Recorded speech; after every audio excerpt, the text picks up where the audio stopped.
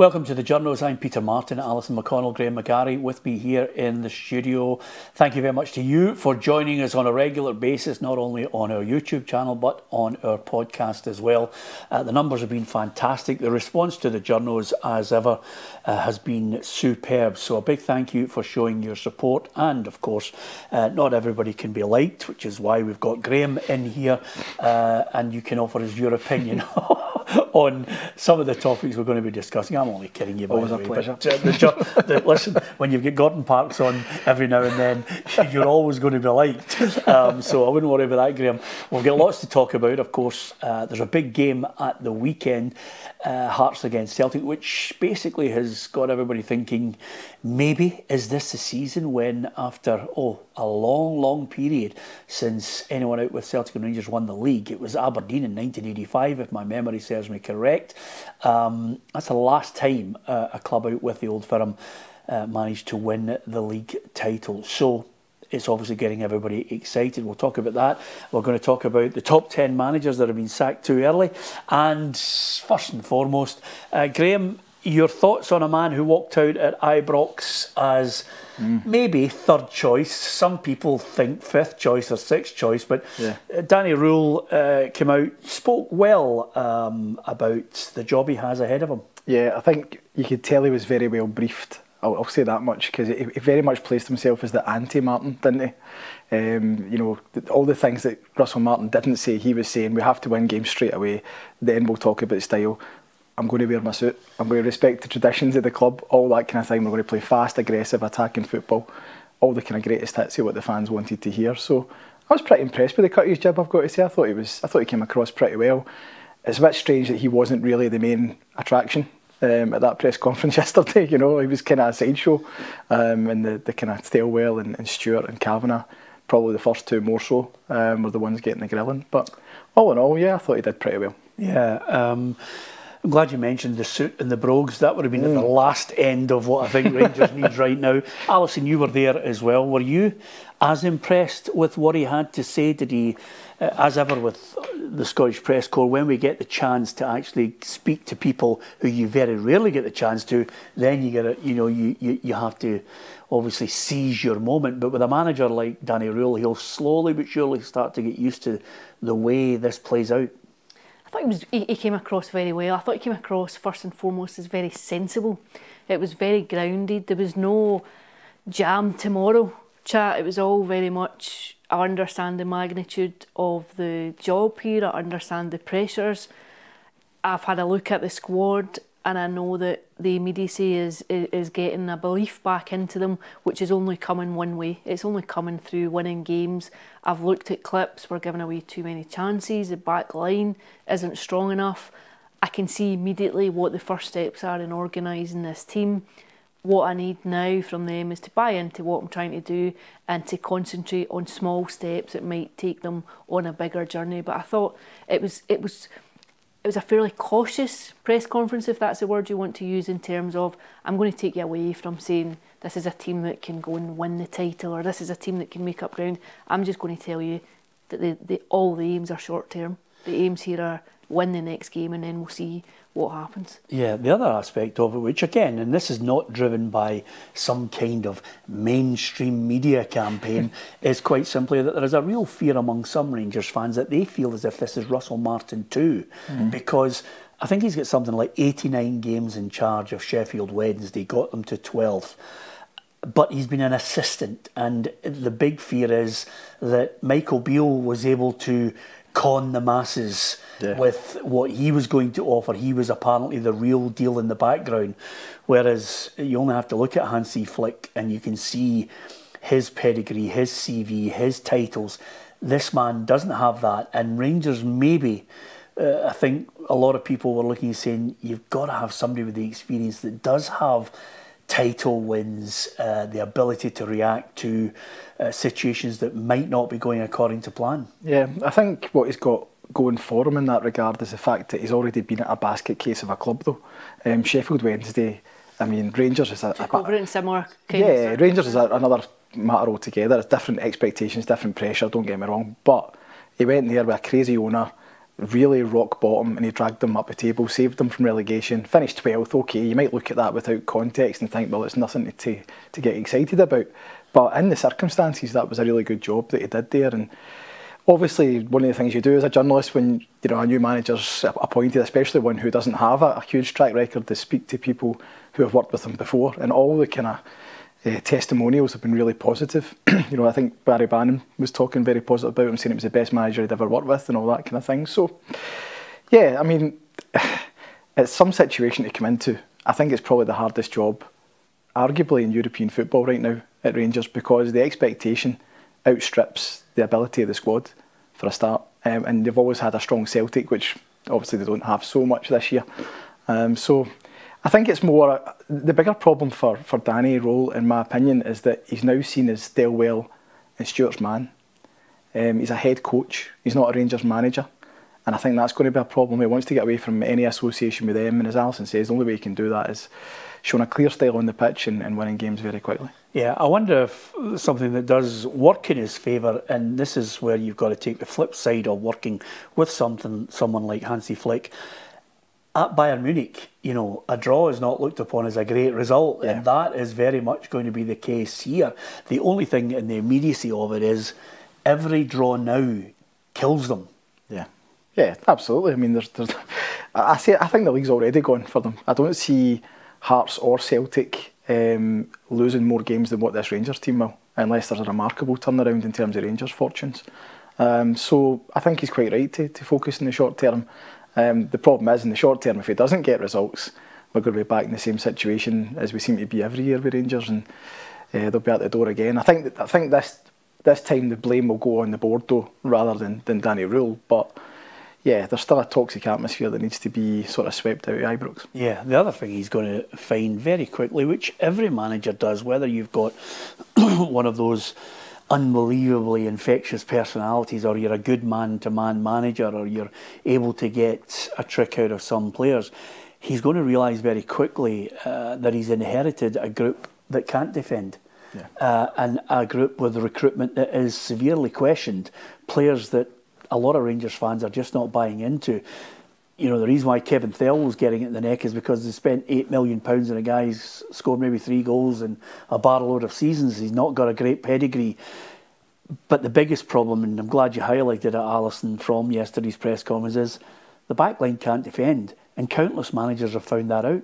Yeah, and he was asked about all those topics came up and were a source of discussion at various points yesterday across both press conferences. Obviously, we had the press conference with the manager, and then a press conference with Andrew Kavanagh, Kevin Thelwell and Patrick Stewart. So all of those topics came up. The manager himself raised the problem of the back line. I think you can acknowledge it, you can see where the issues have come from, and if you have that soft centre, it's incredibly difficult to go and win games of football. No matter how potent or menacing you may be at the other side, which Rangers haven't been, you still need to have a strong and commanding back line as your foundation to go on and do whatever it is you want to do. So I think that will probably be his priority, certainly just in the short term, to set Rangers up in such a way that they become difficult to beat. That's got to be his first job, because so many teams, and I'm even go back to earlier in the season, and I was at that League Cup game against Alloa. You're thinking, how many chances are Rangers giving up in games like that? And it's been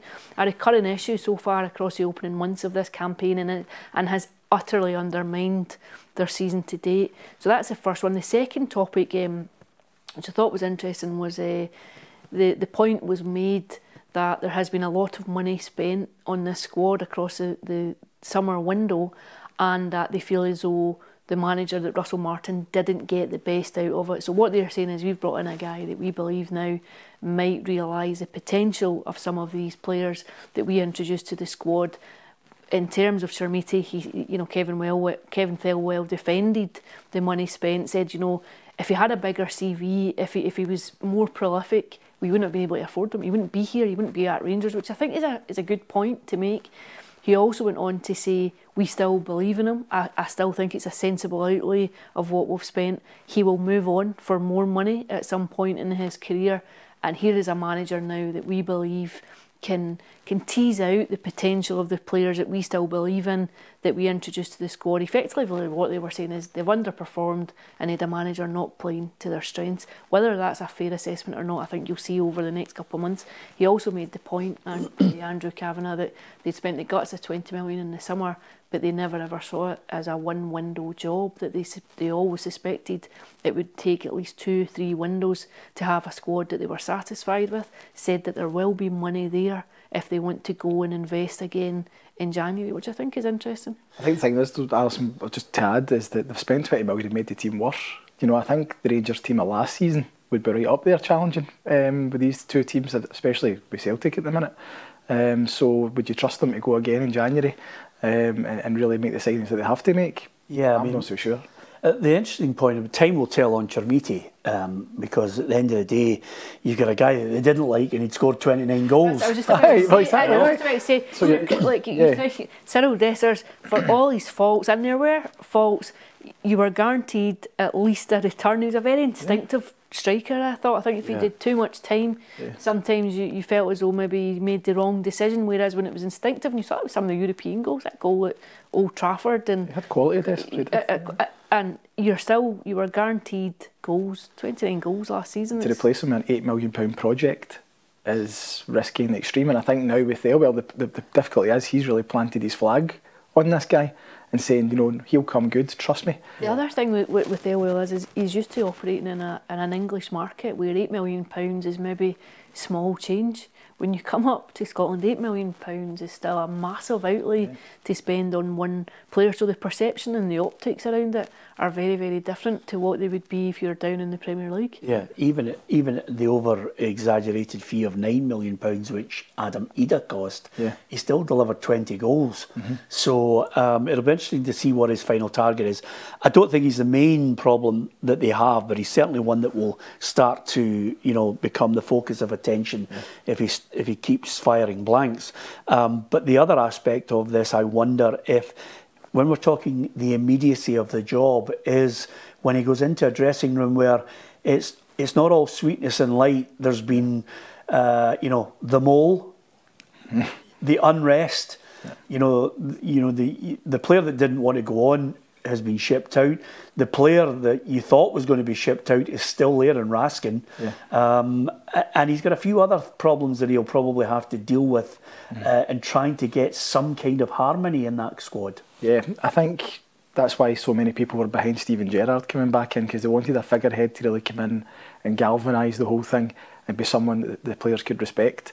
I didn't think Steven Gerrard was the right appointment. I thought his achievements before were slightly overblown. However, I can see the logic behind him coming in. With Danny Rohl, I thought it was interesting that Andrew Kavanagh said yesterday that one of the reasons that he was attracted to the appointment of Rohl was because he had an edge to him.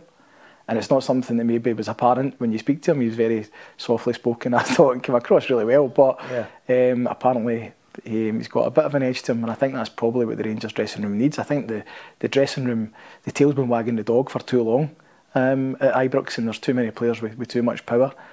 So it'll be interesting to see if he's actually got that about him, because I think that's one of the big question marks. Is he strong enough to go into a dressing room and command that respect at 36 years old? Yeah, well, funnily enough, Barry Bannon did mention the fact that you know, he was able to go into the Sheffield Wednesday dressing room with the same problem and engage people with his confidence and with his clear vision. Now, I don't want to drop into stereotypes, but if he does have anything from the Bayern Munich time, is he going to bring that German methodical approach to football? And if he's probably one of those guys that, if you're looking at all the things that you credit with German efficiency, it is everybody knows their role in the back line to the middle to the front. Organisation and structure are the key to it. I mean, I've watched so many German sides that you thought they're never going to win anything. They end up winning the trophy, European or World Cup. I think organisation is the key. I think it's a Rangers team that has lacked any clear identity across the opening months of the season. We struggled to see what it was that Russell Martin was trying to implement. I thought when Danny Rohl spoke yesterday, he said we want to be a high pressing team, we want to play on the front foot, we want an intensity, we want to bring a tempo, but first and foremost here, we can't be giving up all these chances. So I think an organisation will be his first job. in his first role, but in terms of his age and the authority that he carries within the dressing room, I think if you win games, if you go out and you start positively and you win a couple of games, all of a sudden people are buying in to what you want to do. The problem is when it's not clicking right away, you're on the back foot. And I think whoever was getting that job, maybe other than a Steven Gerrard, who would have been universally, I think, a massively popular appointment among the Rangers support. The problem is there's a lot of criticism still hanging in the air around Kevin Thelwell and Patrick Stewart, which won't dissipate if he doesn't get off to a flyer. So he really needs to hit the ground running, particularly when you think of the way the managerial hunt was conducted, the way it played out, and the very public nature of discussions coming to the fore, and knowing who else was in the running for the job, and Danny Rohl withdrawing himself at the weekend, and then the club going back to him and everything. All of this becomes an insignificance if you win games. However, it echoes if you don't. It comes back, and it becomes a problem if you don't get off to a really good start. Yeah, and with that in mind, you know, you're looking at Kilmarnock, then you've got Hibs, then you've got Celtic. The only thing that would really, I think, there's not going to be a rinse and repeat here. He's going to get right through to the summer to build his own squad. That's a stonewall certainty. Unless he goes on an Ange Postecoglou Nottingham Forest run, and then they're battering down the doors at the marble staircase. But he's going to get a run at it. But the next 3 games, you need them like a hole in the head, you know. And the worst thing about it is, I think it's a good time to face Celtic. But if it doesn't go according to plan, suddenly again they start looking and going, get Patrick Stewart out, get Andrew Cavan out, get everybody out. I think that's where the spotlight will fall on them. He's obviously got Brand tomorrow night as well to come, so he could probably use that like a hole in the head as well, going to Norway. But I think what the Rangers fans want to see, and I was probably quite encouraged by him saying this, is that he wants aggression from the team. I think with Russell Martin, he tried to bend the Rangers' identity to his identity. Whereas Rohl seems as if he's going to go with what a Rangers team really should be about and what the fans want to see. They want Ibrox to be, for want of a better phrase, a bear pit. They want teams to come there and fear them, which they don't, because Rangers are so passive. Teams are actually going there and really fancying it. What is the route? I mean, I'm not being in any way facetious here. You said that, you know, they want the Rangers way. Yeah. It's been that long, I don't know what the DNA of the Rangers way is. Well, the old school Rangers DNA, if you like, from when we were growing up, you would expect aggression, front foot football, not giving people a moment to breathe. Not particularly fancy football at the best of times, whereas, you know, maybe with Celtic you would say they were more about that. I think it's just more about making it really uncomfortable for the opposition, really and dominating and intense football. Yeah, exactly that. He used the kind of German phrase aggressivity, which is a wee idiom that's come in. I've heard a few German managers saying that. But it's encouraging if that's what he's going to bring, because Rangers are so lacking in it. You're watching them and you're thinking, what are they doing? They're not. They get into good positions and then they turn around and they go back the way. Part of their defensive problem, in my view, is they're so passive in terms of their tackling. They don't put pressure on men. They give people time to walk about with the ball. Remember the opening day at Fir Park? I could hardly believe what I was watching. The amount of time that the Motherwell players had to play around about them. So they need a good bit of aggression in the team, and I think the fans will respond to that.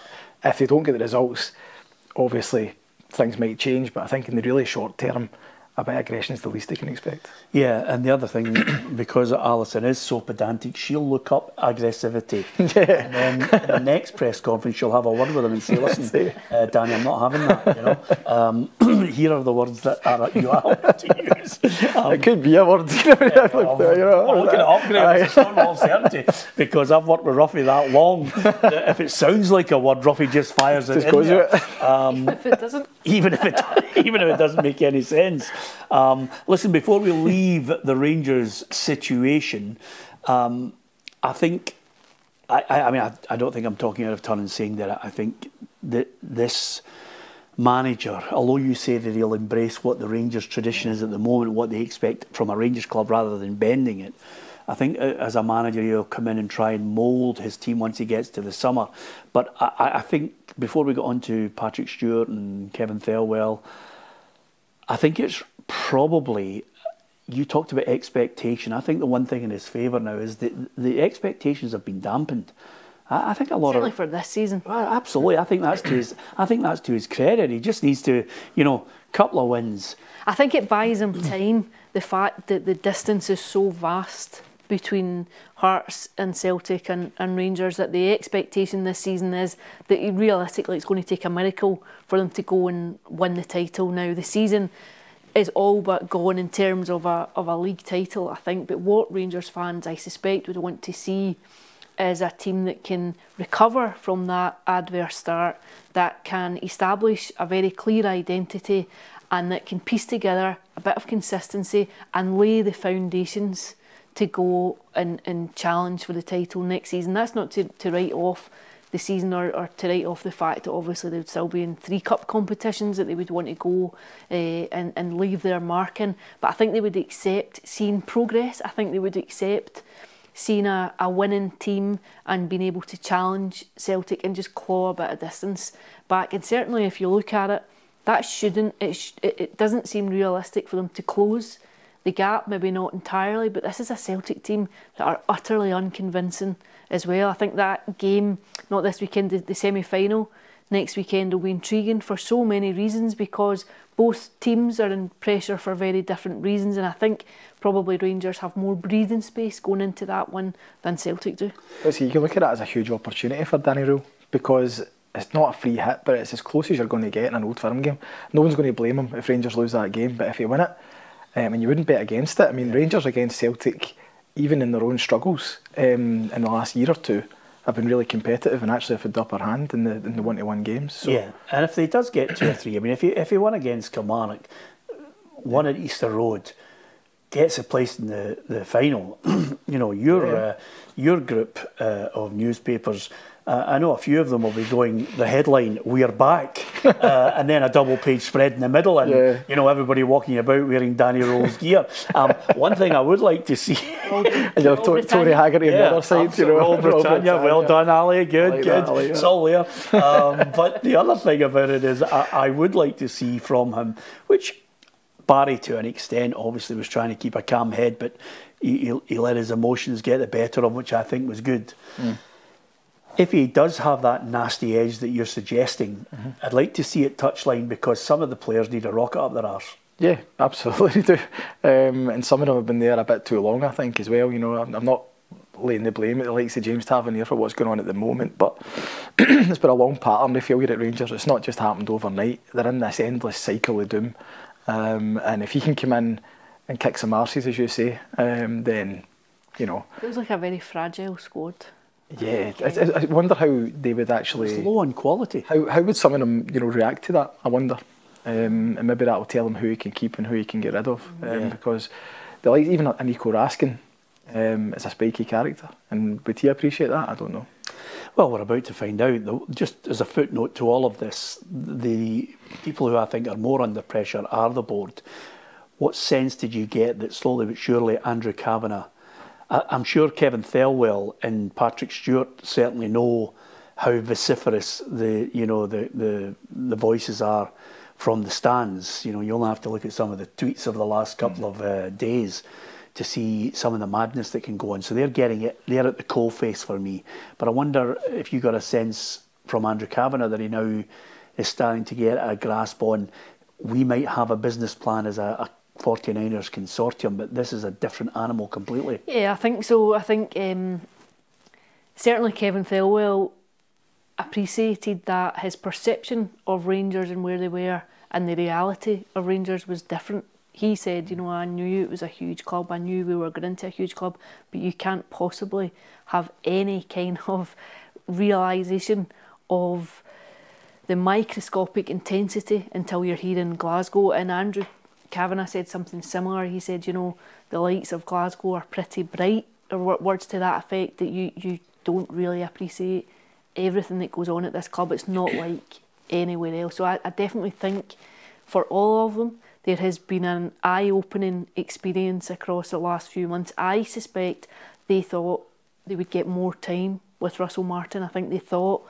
even when it wasn't going well, that they might be able to eke it out a little bit, but the sheer ferocity of the reaction forced their hand. And I think that comes at Rangers, it comes at Celtic. The pressure, the intensity is incomparable really to anywhere else other than maybe the very, very top clubs around the world. But they were taken aback by it. They have been taken aback by it. And I think they spoke of they were very, very careful not to criticise the fans for the reaction to things. They stressed that we mirror those frustrations, we mirror that anger too. We're all in the same movie here, that we want the best for the club. But the only way that quietens down a bit is if you present a winning team on the park. It is the only way at any club, I think, when it gets to that level, and it has been so toxic over the last 6 weeks or so.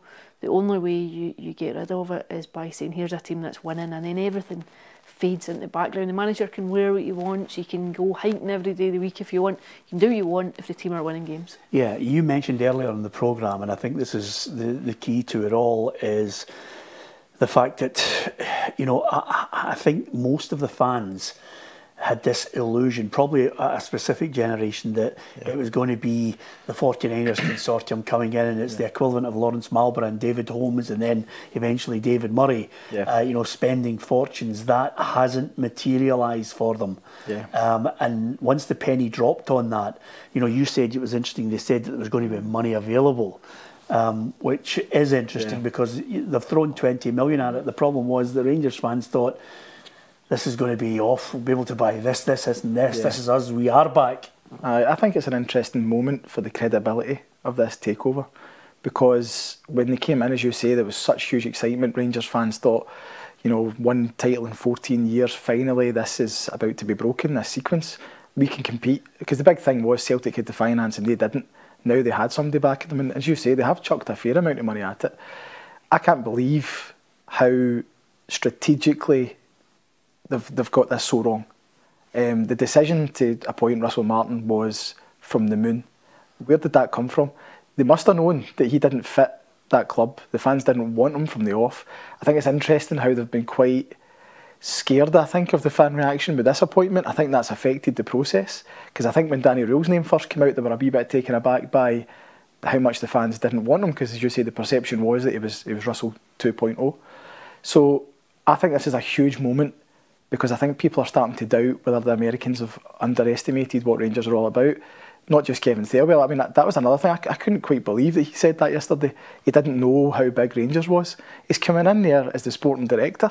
Yeah. For goodness sake. I mean, he must have known. And some of the decisions reflect the fact that probably it didn't, because... To be fair to him, I think he made the point, it's just no one can prepare you for the intensity of it, that you don't walk about the city without... I just think that disdain from England about you know, people in Scotland. It's almost disdain. That's the kind of word to say, well, we think better than what you know. So Russell Martin is going to come here and we're going to give him loads of time and he's going to reshape the club and his idea. It was never going to happen in a million years. It was never going to be accepted. The first couple of defeats, I mean, a Rangers manager doesn't have a lot of road to run on straight off the bat anyway, but he was starting behind the 8 ball, Russell Martin. So I'd hate to be his son, Kevin Thelwell's son, because the next 2 or 3 signings in January... Again, a horrendous, I mean, it's with no regard to the optics of that, a horrendous decision. It doesn't matter if he's the best scout in Europe. You know, if you're appointing your son, there's only one way that's going to look, and it doesn't look good at all. At the other end of the city, might have given him some advice on that. Well, exactly. Like, but even the facts of that... Steady, Ali, we can't get barred 5 times, you know. I tried to make this point to a few people at that club, that it doesn't matter what the facts are of that. People's perception of it is, this is what's happened. So... Listen, nepotism exists in so many parts of football. Yeah. You know, you sometimes look at appointments and you say, how the hell did he get in?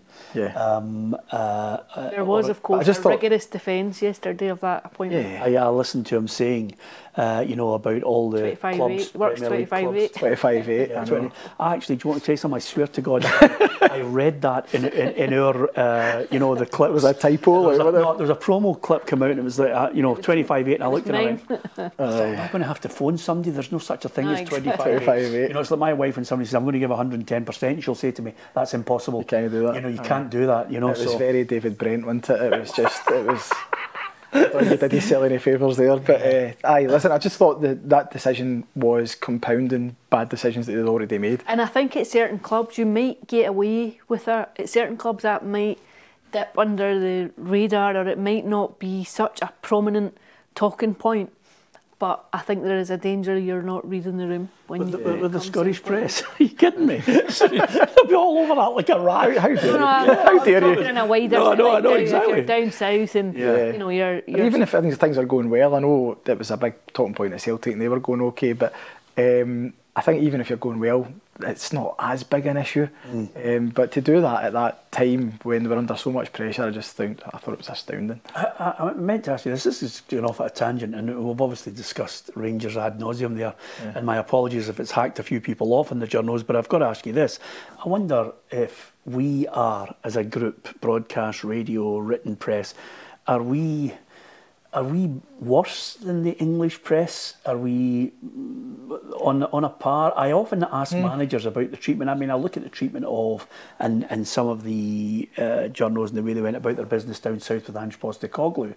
And at times, I mean, when I had to go to a number of English Premier League press conferences, you know, at Manchester United, I mean, the Custis brothers could not care if Sir Alex Ferguson had won 32 European Cups. They leathered him every week, and when he battered back, they battered back at him. I mean, there was no... it was almost as if they couldn't give a flying hoot. They're just there to get their angle on this, and they will keep battering it. And then I'm sure there were others, but the Custis brothers stood out for me when I watched the two of them go hammer and tong. I don't think we're any worse. I'm obviously going to say that, but no, I think the fact is we've got two massive clubs here in a relatively small pond, so the glare is going to be huge on them, and the scrutiny is going to be huge. But no, I mean, I know Brendan Rodgers said last week managing in the Premier League's like a holiday compared to up here.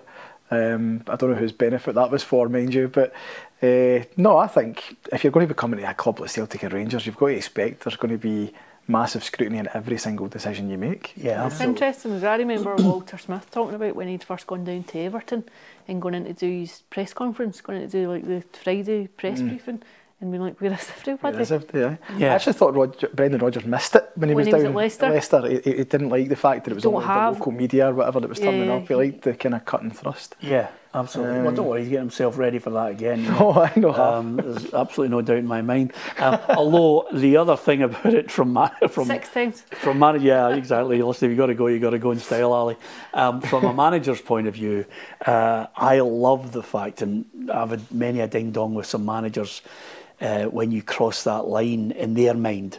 But I love, you know, Fergie was the best at it, because he'd just look and he'd go, you're not coming back, you're barred. He'd just tell you straight. And the best one ever, which sticks in my mind, and the guy shall remain nameless, but he tried to ask a question after being guilty of the most scurrilous statements in a week of all time, and Alex McLeish just looked at him when he asked a question, and he leathered him right out into left field. And there is a great moment, and I'm giving people an insight from this Journos programme, there's a great moment when our fraternity, sorority, everybody all in together as journalists, and we all just slowly do this, Ali. I'm glad it's not me getting on your own. On your own, or you're looking at the manager. They're just looking at their feet like that. You're looking at the manager going, I can't believe him. He's terrible. That's not me. You're all been there. Yeah, but Alex McLeish never minced these words. I'll never forget it. I mean, he had a couple of expletives in, and then he just focused on the rest of the press after he just slapped this person away. It was almost like a badge of honour though down south, wasn't it, with Fergie? If you got a ban for Fergie, that was your kind of, I've earned my stripes now, you know. Yeah, absolutely. I remember the Nakamura goal at Manchester United, and I went into the press conference and I said, you know, are you angry with your players? And he just looked at me and he said, that's a stupid question. And I said, well, it can't be a stupid question. You've had almost 90% possession. You've dominated the game, and Nakamura scored the exact same goal that he scored at Old Trafford 2 weeks ago.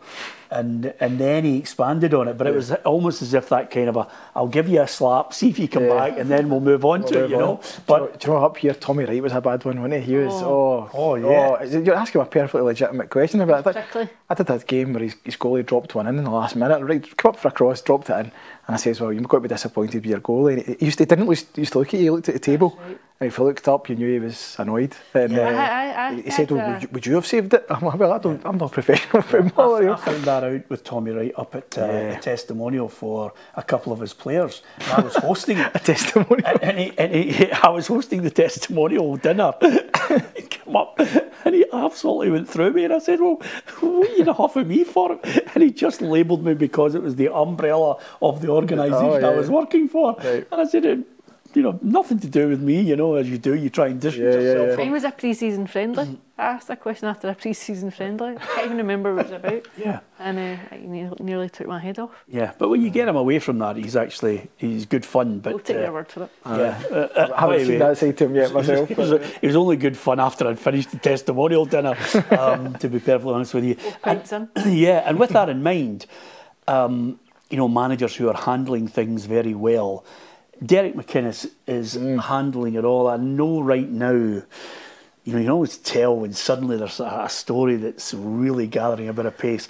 We know Brendan's for the off in the summer because he's starting to do match of the day interviews, We know that you'll have That's your view. I'm distancing myself again. You're a little bit caught in the hop with this, Graeme. You've been around too many soft people.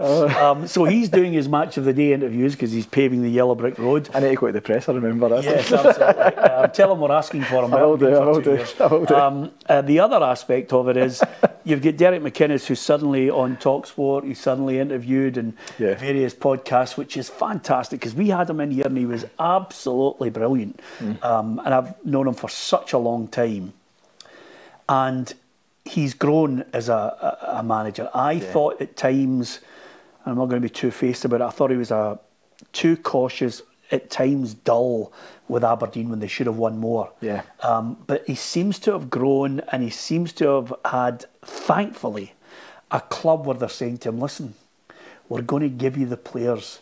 You just mould them. There's going to be creativity. There's going to be attacking players on the wide areas. You've got goal scorers. And there's a midfield in there.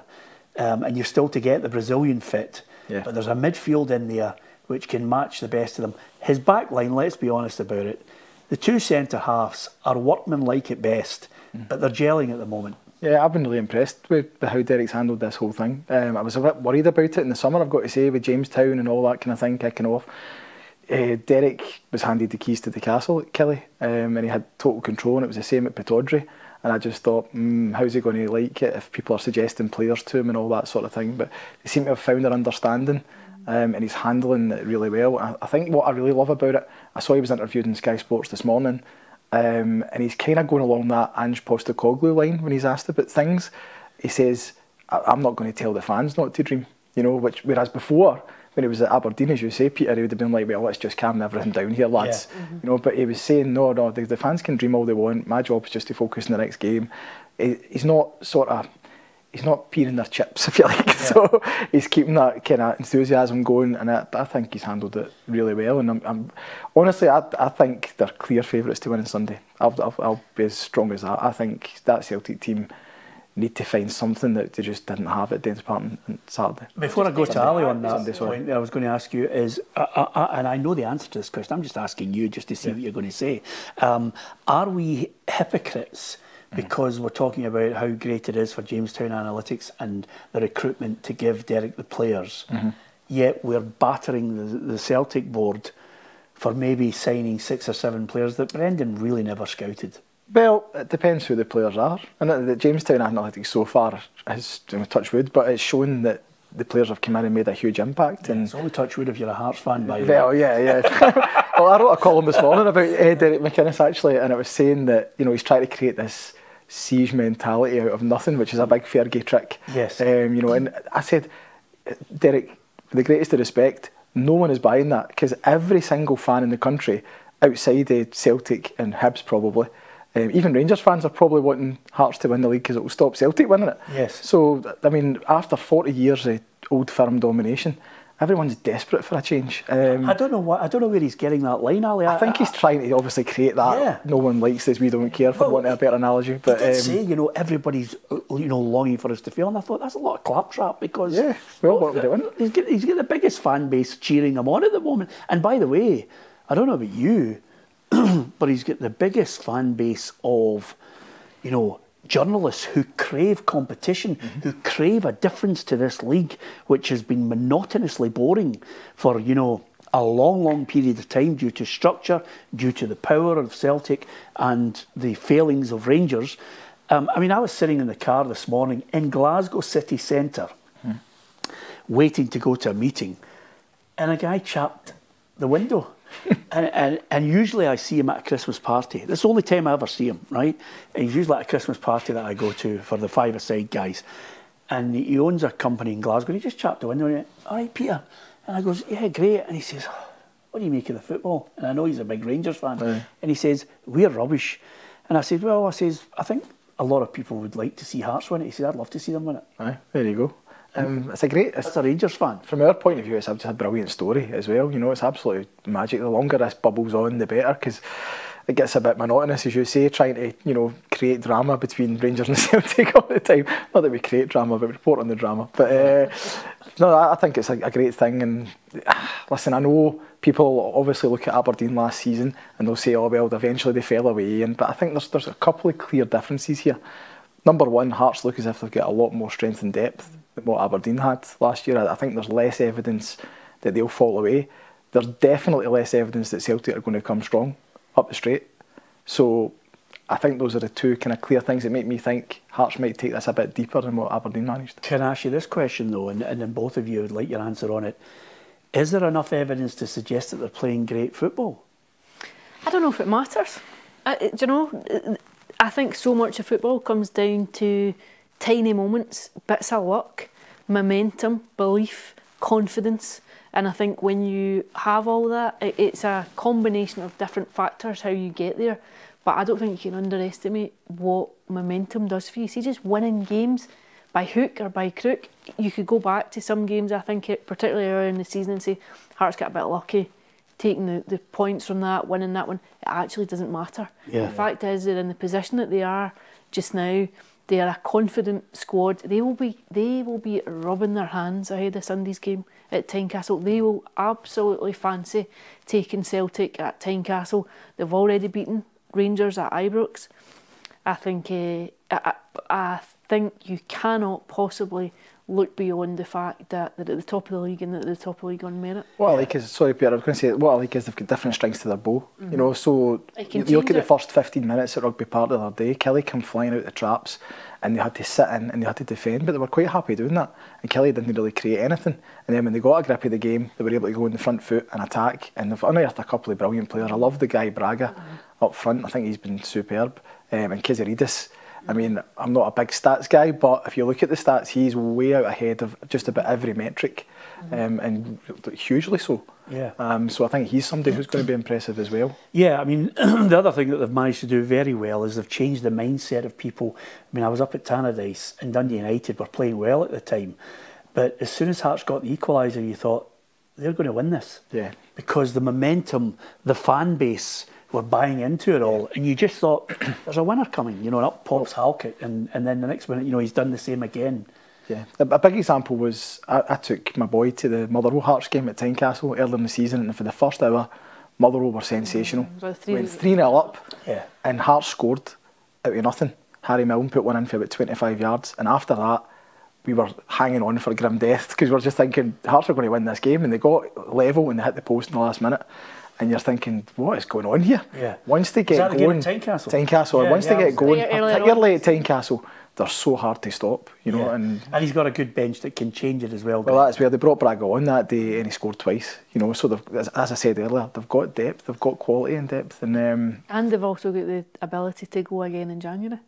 Yeah. Well, but not to the extent that everybody thinks. Yeah, because obviously I read that and I thought to myself, okay, but you know, that to me could be a smokescreen, nobody's got a clear indication of where your revenue brought in and the revenue that you're allowed to spend in that window. And to be fair, if he's as good as he says he is in the Jamestown analytics, if they've got any budget, he might be able to bring that one or two players that he's craving.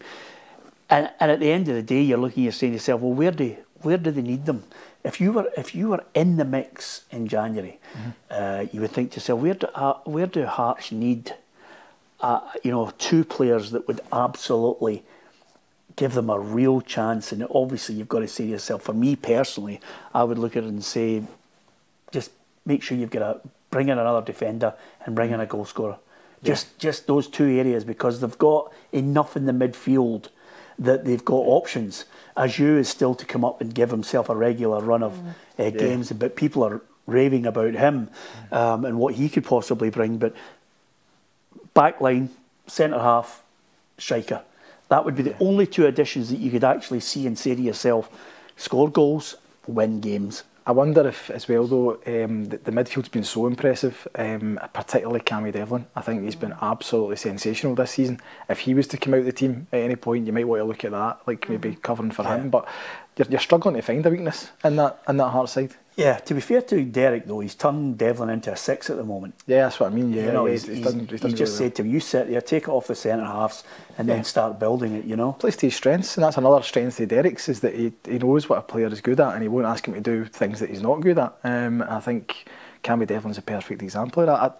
I would have had him down as a kind of semi-decent midfielder. Maybe last season he's all right. He gets booked a lot, runs about, fouls people. Yeah. But this season he's shown that he's got more to him than that, and Derek has to take a lot of credit for that. I've noticed that about you last year. You just gave him 5s and 6s 5 every week. I thought he's just typing whatever comes into his head. But a point off for a booking every week. Exactly. I always look and see players are absolutely obsessed by it. I got a 5, he's man of the match. There's a very well-known Scottish goalkeeper, which I won't name, but a very experienced Scottish goalkeeper, let's just say, and he definitely reads it. Let me just tell you. Yeah, absolutely. Listen, the simple things in life are the things you hang on to. I think it gets you into trouble the most as a journalist, is ratings. Yeah, 100%. Absolutely. The amount of times they're done at the end of a game where you're like, what? I don't know about you, Ali, but Graeme's been a wee bit too positive about things on the Journos, which is not what we're used to when Hugh brings it. I was going to say, but he's been a bit positive about Hearts. So with that in mind, you've already stated that you think there's only one winner on Sunday at Tynecastle, which is Hearts. I share your view, and I don't know about Ali on this, but do you think is the inevitable on the horizon, or you just can't call it? Listen, that's such a tough call, isn't it? I think, Celtic, you never know. They've got quality. They still have quality in their ranks, but after watching them on Sunday, I just don't see where the inspiration's coming from. It's such an imbalanced squad. You've got 2 guys that have been signed for £5 million. I was going to say vying for a spot in the left, but they're almost sort of cancelling each other out with how Taneki started well, but he's he's tailed off. Balikwisha's not really done anything. You've got no one in the right. Maeda's still going to be injured, I think. So Yang's not the man. Yang is not the man. He gets hooked at half-time last week. They take Tony Ralston off the right last week and don't put it right back on. Yeah, and I think they've actually re-signed Jeff Tierney, who's Kieran Tierney's brother, because he just doesn't look like the same player. It's just, he looks 70, 80%. I think he's still doing a lot of good things, actually. In fact, in the first half, I thought Tierney was the only one who was trying to run in behind the line, and he got in and got that great chance that obviously he should have done a lot better with. So at least I think he's trying it. But where Ian Atchell can't get on the ball, they can't get the ball to him. Teams have... I'm not saying they've figured it out. He's scored penalties, for God's sake. I mean, they were raving about him early on. I'm thinking, wait a minute. He scored like a goal in against Red Star, didn't he? But apart from that, domestically. Yeah. And what it does show is he was brought in a hurry. Yeah. It's one of those ones, well, we're up against it. We better bring in somebody who's out of contract. Yeah. It doesn't matter if he's got an association with him. He should be scoring goals. They shouldn't be pinning their hopes on this guy. At the end of the day, they should never have been in that situation where Brendan Rodgers is sitting at the end of the the transfer window, leafing through his wee black book to get a signing in. Yeah. It's ridiculous, because they knew from January that they needed a striker. They're buying a hell of a lot of tennis balls though, and ping pong balls, you name it. They don't need to buy them, the fans are getting them. So. Yeah, but I was going to say to you, I was one of the fans. But the one thing, Ali, is I don't know where this goes. This is the most outrageous season ever. I was talking about that guy who chapped my window this morning. He said, "Did you ever known a season, Peter, where two sets of fans can't stand the board, and are loggerheads with them?" And Celtic's situation going into this one is, you will have the group going through to the Celtic end at Tynecastle, and they will sing, and go through the full repertoire. But then eventually it gets back to the board, the unrest.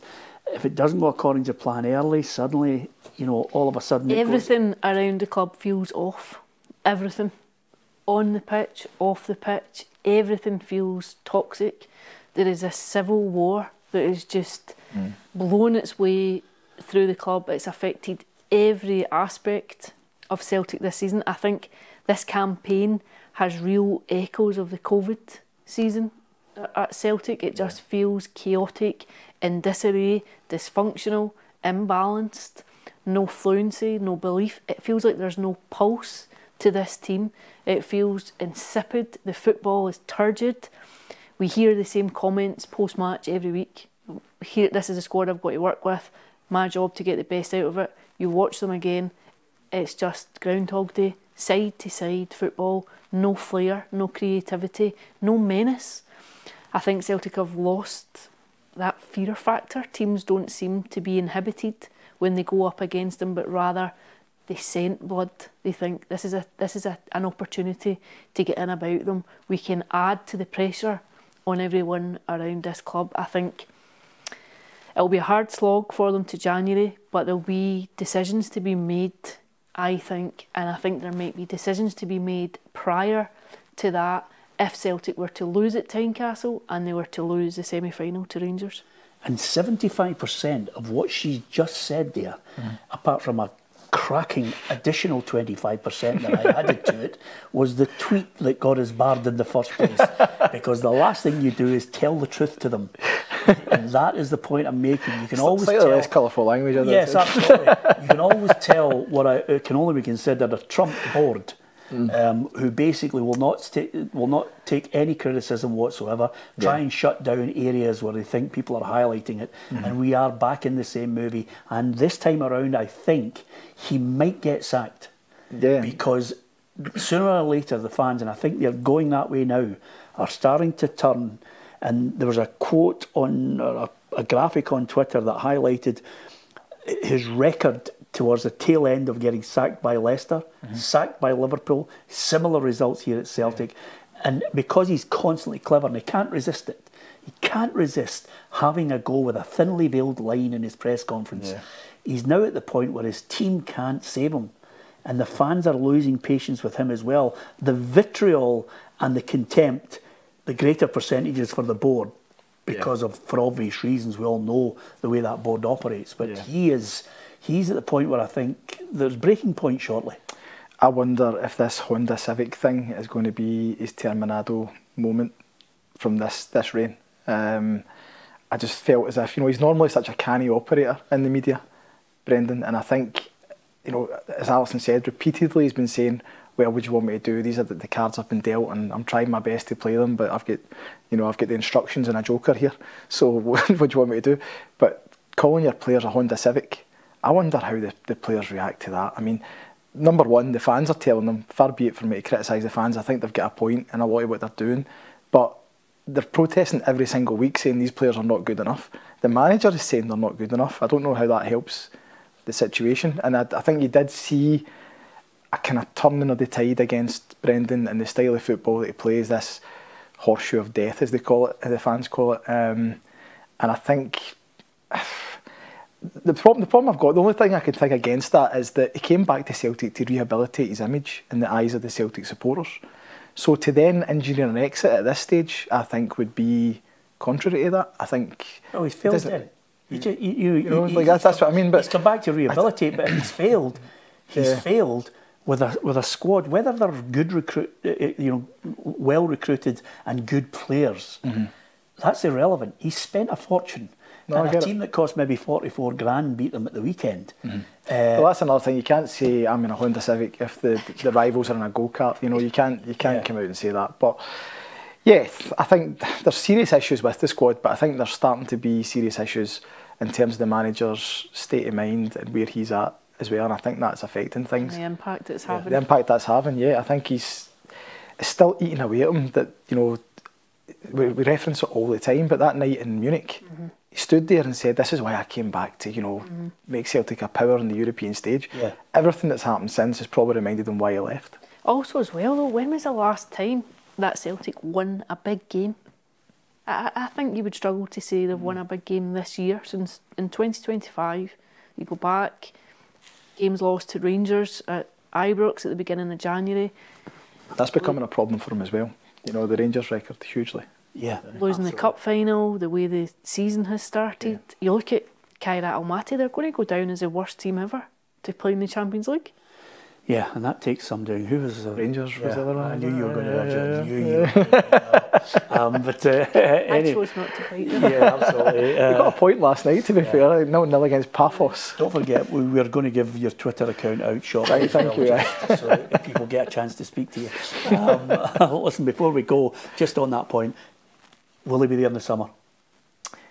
I think he'll make it to the summer. I don't think he'll want to leave before then, just for the reason I mentioned. I think he wants to see out his contract. He's explicitly said he was going to. So unless the board decide to move him on, I don't think he'll resign. I don't think he'll resign. I think there's a great chance that he'll be sacked. I think so too. Yeah. Hearts or Celtic at the weekend? Hearts. I see nothing about Celtic just now. I see nothing that would point in any evidential way that they are capable of going to Tynecastle, to a team full of confidence, belief, verve, energy, intensity, and coping with it. There is nothing in Celtic's recent performances that would suggest that they can go and eke out a result. And, you know, everybody thinks the king is dead, long live the king, whoever the next person that comes in. I don't think it'll be Ange Postecoglou. I think that would be an act of absolute lunacy. Yeah, exactly. All right, mate. Yeah, and I liked him. But I'm going to give you a few names here, Ali. Quique Sanchez-Flores, Bob Bradley, Frank de Boer, René Mullenstein, Steve Coppell, Les Reed, Sam Allardyce, Kevin Koulis, Leroy Rossignol, Brian Clough, Ange Postecoglou. They all have something in common. 5-minute managerial skills. Well, honestly, the only one... I thought you were linking Frank de Boer with the Celtic job there for a minute. I was like... No, these are managers that have been bulleted in the shortest time possible. I mean, Brian Clough was 44 days, but that pales into insignificance. With a film about it? Yeah. Leroy Senior was, and this is a record that will never be beaten, Leroy Senior was 10 minutes. I was going to say, never... Took the job and then chucked it. It didn't last that long. But there's been... Ange Postecoglou brings me to the nice little point. We're moving into an era now where it's fix it now or you're out. I think it reflected worse on Marinakis than it did on Ange Postecoglou, that whole affair. I mean, how do you bring a guy in and expect him to transform a team who have been sitting in and playing the counter? I actually thought the Monday Night Football analysis was pretty good. They were saying, actually on a lot of things, Ange had turned them around pretty quick, and he was top of a lot of the metrics, as they say. But obviously, the thing that matters is the results were terrible. But surely, I mean, 39 days, 8 games. It's even if you watch that game against Chelsea, and to be fair, I only watched highlights. I didn't see the full game. But missed a lot of chances. They had a lot of chances. So you're thinking, you take one of those chances and it's an entirely different game. Do you know what, I know you're it sounds right, like... were terrible. It does sound do you know what I like... loved was when he was coming out the ground after. He's still posing for selfies. The wee girl got a selfie with him and he's the big smile on his face. Yeah. Like, I've just been paid, I don't know how many millions for 39 days and I'm away to Melbourne, see you later. Yeah, that's exactly it. And the good news is, just as soon as Ali mentioned that there, I think next week's top 10 is the top 10 worst chairman of all time. That should get his band right across the whole of the UK. There's about 5 of them working right now. Here. Sorry, Graeme, we didn't get a chance to talk about your beloved Motherwell, but we will do. We will do a regular. We'll do a regular feature on teams who blow up after 45 minutes another day.